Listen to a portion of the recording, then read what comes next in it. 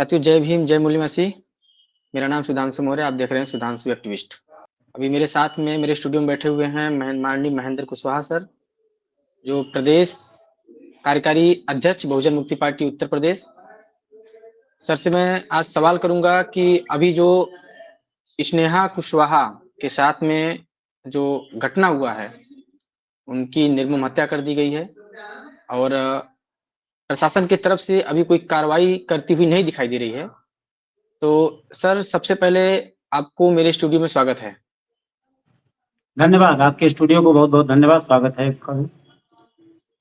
Sir, सवाल ये है कि उत्तर प्रदेश में लगातार ये घटनाएं हो रही हैं, रेप, हत्याएं जैसी, और अभी इसी के बीच में स्नेहा सिंह कुशवाहा के भी साथ हुआ और उनके साथ में उन जबरदस्ती उनके फैमिली को भी वो लाश नहीं दी गई और जला दी गई।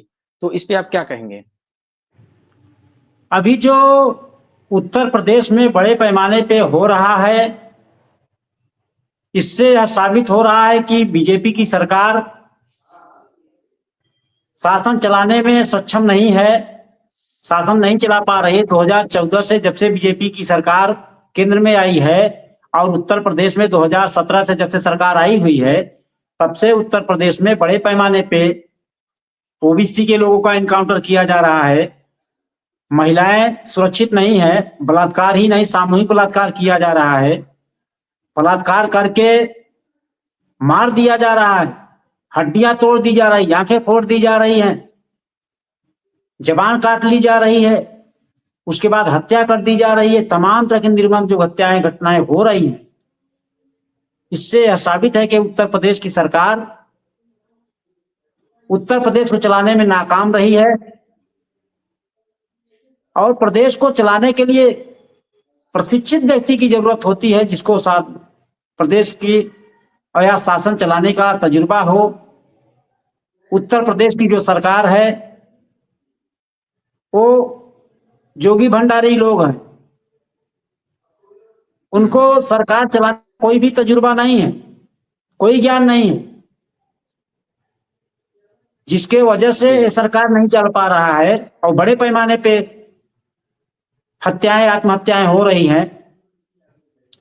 केंद्र की सरकार यह कहती है कि बेटी बचाओ बेटी पढ़ाओ, बेटियों का सम्मान करने के लिए केवल बोलती है और जस्ट उसके उल्टा होता है। पढ़ने जाती हैं, स्नेहा कुशवाहा तैयारी करने के लिए आई थी, 17 साल उम्र मात्र है, गर्ल्स हॉस्टल में रुकी, अपने को सुरक्षित कहते हुए गर्ल्स हॉस्टल सुरक्षित है महिलाओं के लिए। उसके बाद भी उसकी हत्या कर दी गई। हत्या करने के बाद 10 दिन के बाद दबाव बनाने पे एफआईआर हुआ, नामजद एफआईआर हुआ, उसके बाद भी अभी पुलिस प्रशासन गिरफ्तार नहीं किया है।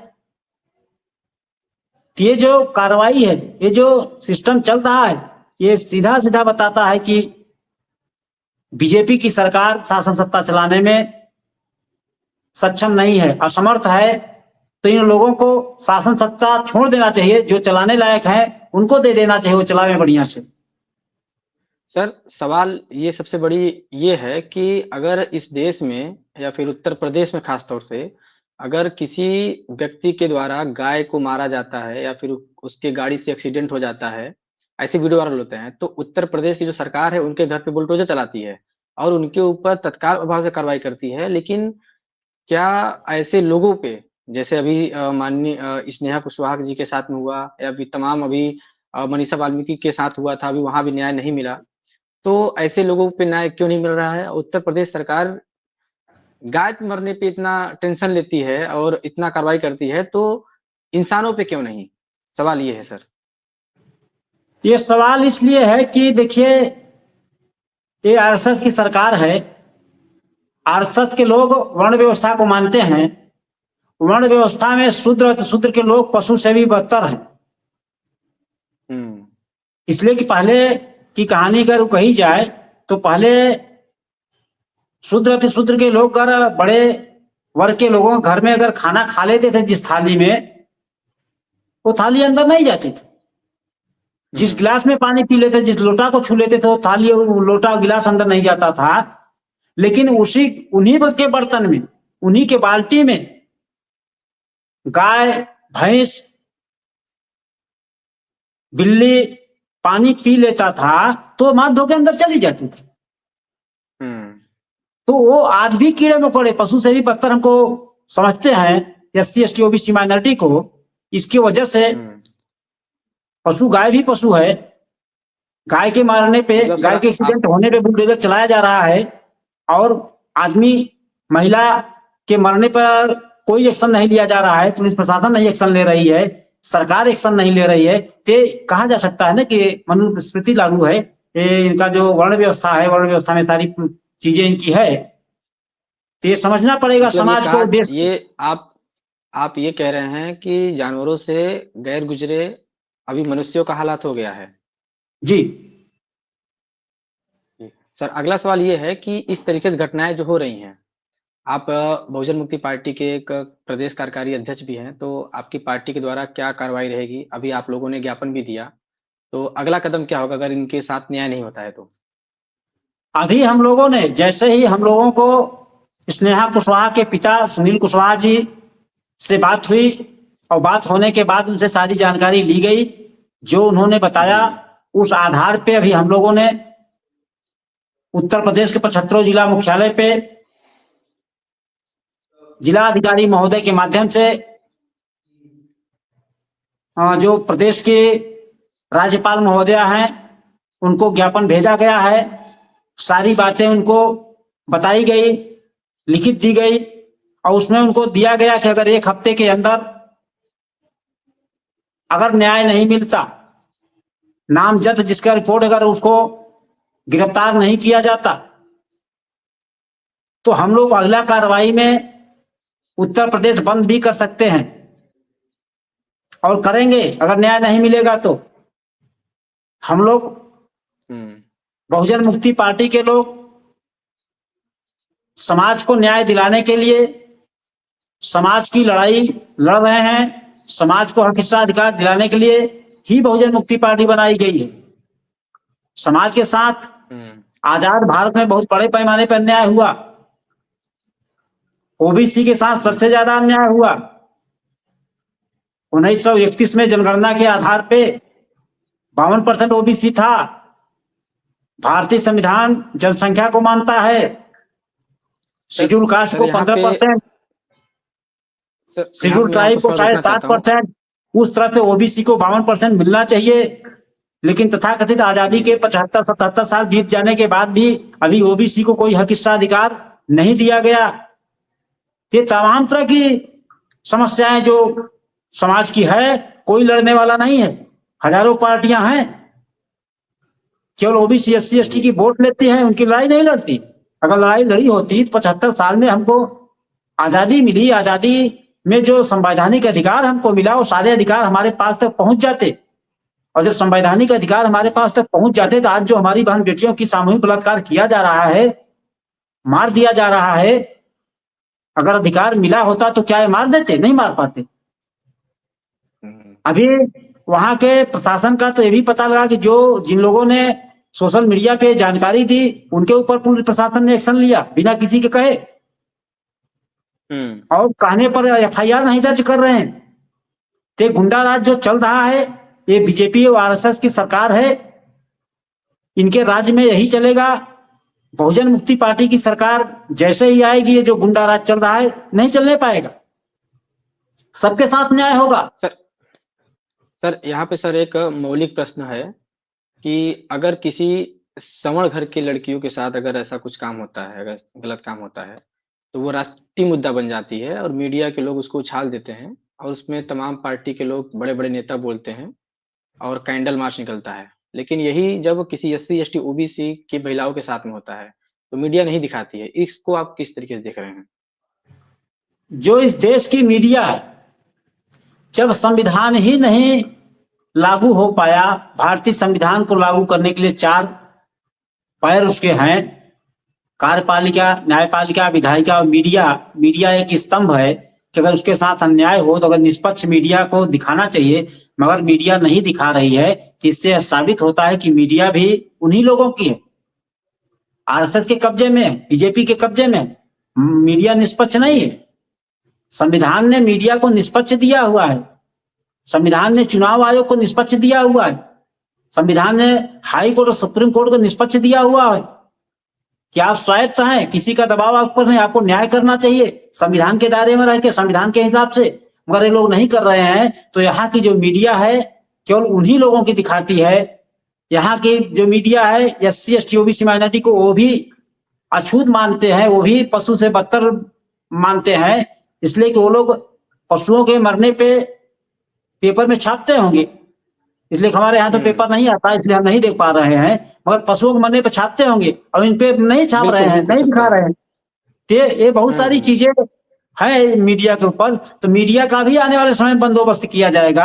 अगर संविधान के तहत अगर मीडिया नहीं चलेगी, ये देश संविधान के तहत चल रहा है, संविधान से देश चल रहा है, मगर संविधान के दायरे में रहकर मीडिया नहीं चल रही, तो आने वाले समय में उनका भी बंदोबस्त किया जाएगा। उनको निष्पक्ष रहना चाहिए, मगर नहीं जी, रह जी। रहे हैं। ये क्या कारण है, तो वही लोग बता पाए। सर आपने जो ज्ञापन दिया है आप लोगों ने, सर उसमें परिवार वालों ने पुलिस प्रशासन पे इल्ज़ाम लगा रहे हैं कि पुलिस प्रशासन के लोग अभी तक जो घटना 1 तारीख को हुई और 10 तारीख को एफआईआर किए और परिवार वालों को वो जो मृत शरीर था वो देखने भी नहीं दिए और उनकी जो ज्वेलरी थी यानी जो कुछ चीज़ पहने हुए थे वो भी निकाल लिए थे, वो भी माँगने के बाद दिए 7 तारीख को शायद।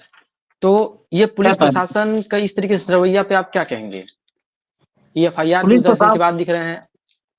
पुलिस प्रशासन की रवैया बहुत ही दयनीय है। उत्तर प्रदेश की 31 तारीख को रात में घटना होती है, 1 तारीख को सुबह सूचना मिलती है, परिवार को सूचना दिया जाता है, परिवार के आने से पहले पंचनामा भी हो जाता है, पोस्टमार्टम हो जाता है, पोस्टमार्टम के बाद लाश देखने नहीं दिया जाता है और जबरदस्ती पुलिस प्रशासन के लोग ले जाके घाट पे जला देते हैं। तो ये पुलिस प्रशासन की रवैया खराब है, तो रवैया खराब रहेगी ही जब प्रदेश का मुखिया ही उसमें लिप्त है। प्रदेश के मुखिया के हिसाब से प्रदेश के पुलिस प्रशासन चलते हैं। पुलिस प्रशासन अपने मर्जी से नहीं चलते, बशर्ते जो वाराणसी के हैं वो वहां पता ऐसा लगा है कि जो वहां का जो बड़ा अधिकारी है वो ब्राह्मण है जी। और जिस हॉस्टल में ये बिटिया रहती थी वो हॉस्टल भी ब्राह्मण का है।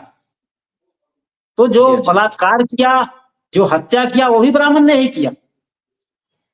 तो इसके हुँ। वजह से वो उनको बचाने के लिए ऐसा कर रहे हैं पुलिस प्रशासन। और पुलिस प्रशासन की रवैया ठीक नहीं है। पुलिस प्रशासन जो कर रही है वो संविधान के विरोध में कर रही है। पुलिस प्रशासन को रक्षा के लिए लगाया गया है, तो पुलिस प्रशासन रक्षा नहीं कर रही, खुले भक्षण कर रही है। पता ऐसा लगा है कि सुनील कुशवाहा जी को पुलिस के लोगों ने कहा कि तुम अनपढ़ गंवार लोग, बिहारी अफसर, तो गालियों का भी क्या बेटी को यहाँ मरने के लिए भेज देते हैं। ये तमाम तरह के उन्होंने अपमान किया, जो कि गलत है। संविधान में मौलिक अधिकार है मान सम्मान का। पुलिस प्रशासन को ये राइट नहीं है किसी का अपमान करने का, किसी को गाली देने का, किसी को जाति सूचक गाली देने का, ये पुलिस को राइट नहीं है। मगर उसके बाद भी पुलिस के लोग कर रहे हैं, तो करने का उनका जो मनोबल बढ़ा हुआ है वो सरकार की वजह से बढ़ा हुआ है। सरकार उनके मनोबल को बढ़ाई हुई है। आने वाले समय में ये जो पुलिस प्रशासन के लोग हैं जो संविधान के विरोध में जाके काम कर रहे हैं, उनको भी हम लोग देखेंगे और बाकी अभी हम लोग आगे कार्रवाई करते हैं। जो पुलिस प्रशासन के लोगों ने दबाव बना के लाश को जलाया, उनको देखने नहीं दिया, भद्दी भद्दी गालियां दिया, उस पुलिस प्रशासन को अगर सरकार बर्खास्त नहीं करती है तो आने वाले समय में, अभी तो पुलिस प्रशासन के लोग रहेंगे ना, ये सरकार हमेशा नहीं रहेगी। सरकार आएगी और जाएगी, पुलिस प्रशासन के लोग आएंगे जाएंगे नहीं, वो अभी रहेंगे। और जब तक वो रहेंगे, दूसरी सरकार, जब हमारी सरकार आएगी तो हम लोग उनको ढूंढेंगे कि न्याय आपने क्यों नहीं किया। संविधान ने आपको सुरक्षा के लिए लगाया है, निष्पक्ष काम करने के लिए कहा है, मगर आपने संविधान के विरोध में जाके काम किया है, तो ऐसे लोगों को बख्शा नहीं जाएगा। अब हम लोग बख्शने वाले नहीं है ऐसे लोगों को। आने वाले समय में इसका हम प्रबंध करेंगे, बंदोबस्त करेंगे लोगों का। सर अंतिम सवाल है कि इस घटना को लेकर आप पूरे समाज को क्या संदेश देना चाहते हैं, देश भर के लोगों को? इस घटना को लेके हम पूरे अपने समाज को संदेश देना चाहते हैं कि आप लोगों को यह समझना होगा, जानना होगा, पहचानना होगा कि हमारा दोस्त कौन है और दुश्मन कौन है। दोस्त के साथ खड़े होंगे, दोस्त की ताकत बढ़ाएंगे, दोस्त को मजबूत करेंगे तो दुश्मन कमजोर होगा। और जब दुश्मन कमजोर होगा तो आपकी लड़ाई लड़ी जाएगी। और जब दुश्मन कमजोर होगा तो आपकी आने वाली पीढ़ी के साथ अन्याय नहीं करेगा, आपकी बहन बेटियों के साथ अन्याय नहीं करेगा। अभी दुश्मन मजबूत है, तो जब दुश्मन मजबूत है इसलिए कर रहा है, निडर होकर कर रहा है। जिन्होंने ऐसा घटना, घिनौना घटना किया तो उसको डर नहीं रहा होगा ना, उसको पैसे का घमंड रहा होगा और उन्होंने ऐसा ही किया होगा। पैसा देके डॉक्टर को खरीदा होगा, पैसा देके थानेदार को खरीदा होगा, तब ऐसा हुआ।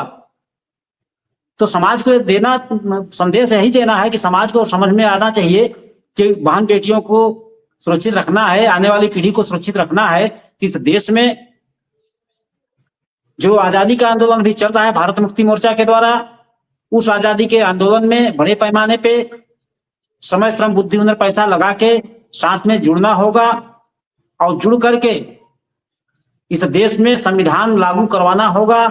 संविधान लागू होगा, संविधान में सारे मौलिक अधिकार हैं। संविधान में जो हमको अधिकार है वो हमारे तक पहुंच नहीं पाए। ये सरकार, कांग्रेस और बीजेपी, इन लोगों ने तथाकथित आजादी के बाद ये दोनों लोगों ने सरकार चलाया और सरकार चलाने में इन्होंने संविधान को बगल में रख के सरकार चलाई। इन लोगों ने मनोविधान के आधार पर सरकार चलाई। इस देश में अंग्रेजों की हुकूमत थी तो गरीबी रेखा कार्ड बनता था।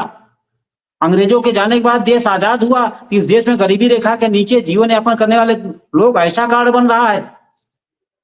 गुलाम भारत में जो भी अधिकार मिला था मूल निवासी बहुजन समाज को, एससी, एसटी, ओबीसी, माइनॉरिटी को, वो सारे अधिकार एक एक करके खत्म हो गए। और कांग्रेस बीजेपी के लोगों ने सरकार चलाया, संविधान से कह रहे हैं सरकार चला रहे हैं, उसके बाद सारे अधिकार खत्म हो रहे थे। समाज को समझना और जानना होगा कि आने वाले समय में कीड़े मकोड़े जैसा ही हम लोगों का हाल होगा अगर आप लोग इसे बिखरे रहेंगे। जब तक भारत मुक्ति मोर्चा को मजबूत नहीं करेंगे, बहुजन मुक्ति पार्टी को मजबूत नहीं करेंगे, तो ऐसे ही कीड़े मकोड़े जैसा समझा जाएगा कि गाय के मरने पे बुलडोजर चलेगा और बहन बेटियों के मरने पे सुनवाई नहीं होगी। अगर इसको बचाना चाहते हैं, आने वाली पीढ़ी को बचाना चाहते हैं, बहन बेटियों को बचाना चाहते हैं, तो आप लोगों को बहुजन मुक्ति पार्टी को मजबूत करना होगा। जिस दिन बहुजन मुक्ति पार्टी की सरकार केंद्र में या राज्य में आएगी, किसी की औकात नहीं होगी कि जो इस तरह का घिनौना काम करेगा। यही अपने लोगों को मैं संदेश देना चाहता हूं। धन्यवाद। धन्यवाद सर, धन्यवाद। साथियों, इस मामले को पूरा लेकर आपकी क्या कमेंट है, आपका प्रतिक्रिया है, और आप अपना प्रतिक्रिया जरूर दें। अगर वीडियो अच्छा लगे तो वीडियो ज़्यादा शेयर करें। जय भीम, जय मूल निवासी।